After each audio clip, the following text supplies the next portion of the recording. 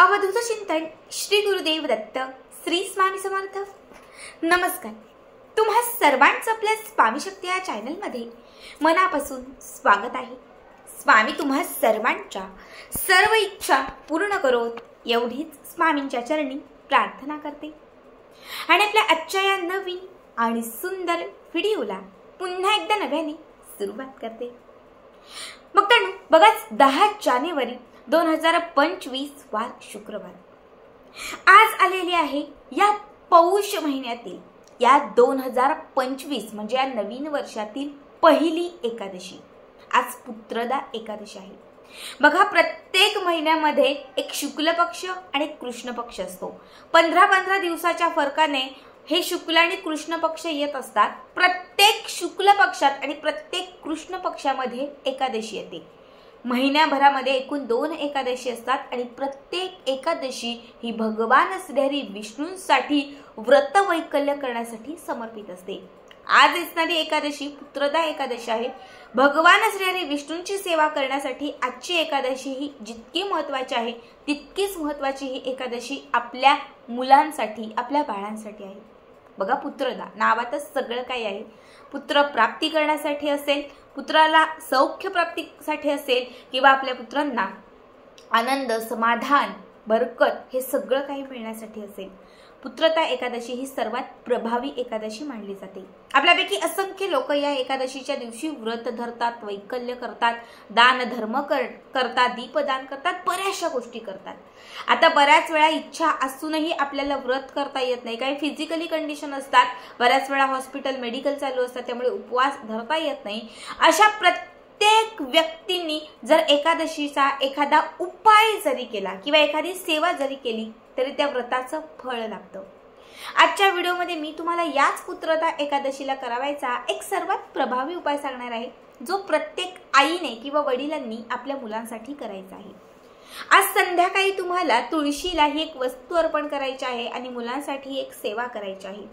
जर आज पुत्रदा एकादशीला तुम्ही तुमच्या मुलांसाठी हा एक उपाय म्हणा किंवा सेवा म्हणा, हे एक साधी सोपी तुम्ही जर सेवा केली तर वर्षभर याचा लाभ तुमच्या मुलांना होत राहील। मुलांचं नेहमी वाईट शक्तींपासून संरक्षण होत राहील। इडापिडा, क्लेश, कलह यांपासून तुमच्या मुलांची मुक्तता राहील। किरकिर करणं, चिडचिडपणा करणं किंवा सतत मुलांच्या पाठी लागलेला आजारपण असेल, हे सगळं काही दूर होईल आणि ते अभ्यास करत असतील तर त्यात त्यांची प्रगती होईल, नोकरी करत असतील तर त्यात त्यांची प्रगती होईल, व्यवसाय करत असेल तर त्यात त्यांना यशाची प्राप्ती होईल। बघा, सगळ्यात महत्त्वाची गोष्ट म्हणजे एकादशीचा दिवस हा व्रत करण्यासाठी खूप प्रभावी आहे। शक्य असेल तर आवर्जून व्रत धरण्याचा प्रयत्न करा।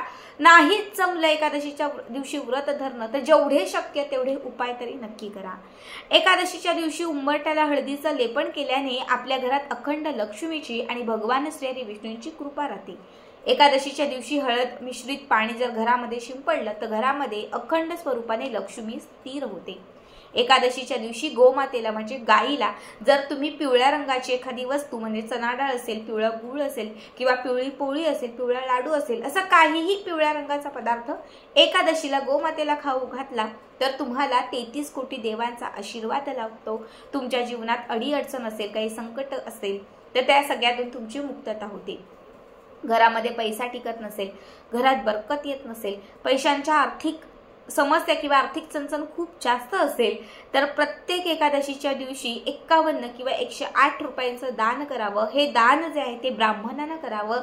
जर एकादशीला ब्राह्मणांना तुम्ही पैशांची म्हणजे आर्थिक मदत केली, आर्थिक दान केलं तर त्याने ते जे पुण्य आहे ते दुपटीने वाढत जातं। तुम्ही जे दान केलेलं आहे त्या दानाच्या दुपटीने जो लाभ आहे तो तुम्हाला होत जातो। त्यामुळे आर्थिक आवक वाढत जाते, कर्ज कमी होत जातं आणि तुमच्याकडे पैसा खेचला जातो।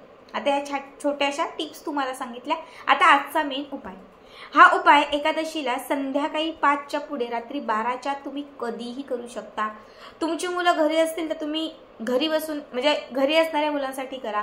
आता बऱ्याच वेळा आपली मुलं हॉस्टेलला असतात, परगावी असतात, बाहेरगावी असतात, परदेशात असतात, दुसऱ्या जिल्ह्यात असतात, तर तुम्ही अशा मुलांसाठी देखील हा उपाय करू शकता। आता तुम्ही हा उपाय एका मुलासाठी करत असाल तर तुम्हाला एक दिवा घ्यायचा आहे। तुम्ही तुम्ही हा उपाय जर 3 मुलांसाठी 4 मुलांसाठी करत असाल तर तुम्हाला 4 दिवे घ्यायचे आहेत. तुम्ही जितक्या मुलांसाठी हा उपाय करू इच्छिता तितक्या मुलांसाठी तुम्हाला तितके दिवे घ्यायचे. दिवे जे घ्यायचे आहेत हे आपल्याला कणकेचे घ्यायचे आहेत. छान कणिक, तांदळाचं पीठ काहीच घालायचं नाही. तांदळाचं पीठ, त्यामध्ये थोडं पाणी घालायचं आणि पाण्यामध्ये हे छान दिवे जे आहेत ते मळून व्यवस्थित बनवून घ्यायचे. जे दिवे आपण बनवलेले आहेत ते एका प्लेटमध्ये घ्यायचे. सगळ्यात पहिले जी प्लेट आपण घेतलेली आहे त्यावरती हळदी कुंकवाचं स्वस्तिक काढायचं. त्यावरती हा दिवा ठेवायचा. देवघराच्या समोर जिथे भगवान श्री विष्णू किंवा बाळकृष्णांची मूर्ती असेल त्यांच्या समोर हा दिवा ठेवून द्यायचा. बाळकृष्णांच्या समोर प्लेट सकट चौरंग पाठ काहीतरी ठेवा. देवघरात जागा असेल तर तिथेच ठेवा. दिव्याला हळदी कुंकू अर्पण करा. हा जो दिवा आहे त्या दिव्यामध्ये हळकुंड, पिवळ्या रंगाचं जे हळकुंड असतं हे हळकुंड नसेल तर सुक्की हळद त्या दिव्यात अर्पण करा.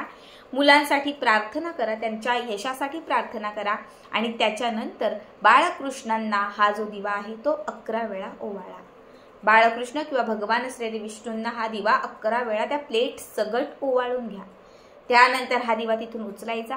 तुमची मुलं घरी असतील तर मुलांना एका दिशेला, कुठल्याही दिशेला एका ठिकाणी बसायला सांगा. किंवा तुमच्या मुलांचे फोटो असतील, आता मुलं परगावी आहेत, फोटो असतील तर मुलांचा फोटो घ्या आणि हा बाळकृष्णांना ओवाळून झाल्यानंतर हा जो दिवा आहे तो मुलांवरून उतरवा. ओवाळायचा नाही, मुलांवरून उतरवायचा. वरपासून खालपर्यंत 7 वेळा हा दिवा उतरवून घ्यायचा. उतरवून घेतल्यानंतर हा दिवा घेऊन तुम्हाला घराच्या बाहेर, अंगणात, टेरेसवर, गॅलरीमध्ये, बाल्कनीत जिथे कुठे तुळशी माता असेल तर त्या तुळशी मातेजवळ जायचं आहे. आता हा 1, 2 जेवढे तुम्ही दिवे ओवाळून उतरवून तुमच्या मुलांवरून घेतलेले आहेत ते दिवे तुम्हाला तुळशीच्या समोर ठेवायचे आहेत. बघा, तुळशी माता ही भगवान श्री विष्णूंची प्रिय सखी मानली जाते. एकादशीच्या दिवशी भगवान श्री विष्णूंना प्रसन्न करायचं असेल तर उपाय जे ते तुळशीजवळच केले जातात, कारण तुळशीजवळ केलेलाच प्रत्येक उपाय हा भगवान श्री विष्णूंसाठी पोहोचला जातो, जो त्वरित लाभ देतो. म्हणून हे दिवे आपल्याला तिथे तुळशीच्या समोर ठेवायचे आहेत. जेवढे काही असतील ते दिवे ठेवून झाले की त्याच्यानंतर लांबूनच थोडं तुळशीला हळदी कुंकू अर्पण करायचं, कारण एकादशीला तुळशीचं व्रत असतं त्यामुळे तिला आपण स्पर्श करत नाही. हळदी कुंकू अर्पण करून झालं की त्याच्यानंतर तुम्हाला 1 रुपयाचा सिक्का घ्यायचा आहे. तुमचं 1 बाळ असेल, 2 असतील, जेवढ्यासाठी हा उपाय करू इच्छिता तर तेवढ्यासाठी तेवढे 1-1 रुपयाचे कॉईन म्हणजे सिक्के घ्यायचे आहेत. जे सिक्के तुम्ही घेतलेले आहेत ते सिक्के तुम्हाला तुळशीच्या समोर ठेवायचे आहेत. तुळशीची जी माती आहे, कुंडी, जे काही असेल, वृंदावन, तर तुळशीच्या समोर, बुडाच्या समोर तुम्हाला हे सिक्के ठेवायचे आहेत. जेवढे सिक्के ठेवलेले आहेत प्रत्येक सिक्क्यावरती हळदी कुंकू अर्पण करायचं आहे आणि प्रत्येक सिक्क्यावरती 1-1 हिरवा वेलदोडा, ज्याला वेलची इलायची म्हणतो, हा हिरवा वेलदोडा ठेवायचा आहे. संपूर्ण एकादशीची रात्र हे दिवे देखील तुम्हाला तुळशी समोर ठेवायचे आहेत आणि हे 1 रुपयाचे सिक्के आणि वेलदोडे देखील तुम्हाला रात्रभर तुळशीच्या समोर ठेवायचे आहेत. दुसऱ्या दिवशी म्हणजे आता द्वादशीच्या दिवशी सकाळी उठलात, अंघोळ वगैरे सगळं झालं, मातीचे जे दिवे आहेत, आजूबाजूला गोमाता असेल तर त्यांना खाऊ घाला किंवा ते दिवे उचला आणि एखाद्या मोठ्या झाडाखाली जिथे मुंग्यांची किंवा किड्यांची वारूळ असेल तर तिथे ठेवून द्या. सोबत ठेवलेले 1-1 रुपयाचे जे सिक्के आहेत ते मात्र तिथून उचला आणि हे 1-1 रुपयाचे सिक्के आणि वेलदोडे लाल रंगाच्या कापडात बांधून तुमच्या मुलांसोबत ठेवायला सांगा.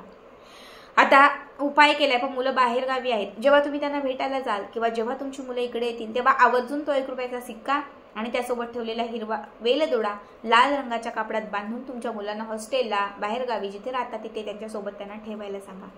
याने नेहमी यशाची प्राप्ती राहील. वर्षभर त्यांना आर्थिक बरकत येत राहील. अडचणी यांपासून नेहमीच त्यांची मुक्तता राहील. भगवान श्री विष्णू आणि माता लक्ष्मी यांची एकत्रित कृपा राहील. 1 रुपयाचा सिक्का, ज्याला लक्ष्मीचं स्वरूप, पैसे म्हणजे काय तर माता लक्ष्मी, आपण पैशाला काय म्हणतो, पैसा, सोनं, चांदी म्हणजे माता लक्ष्मी.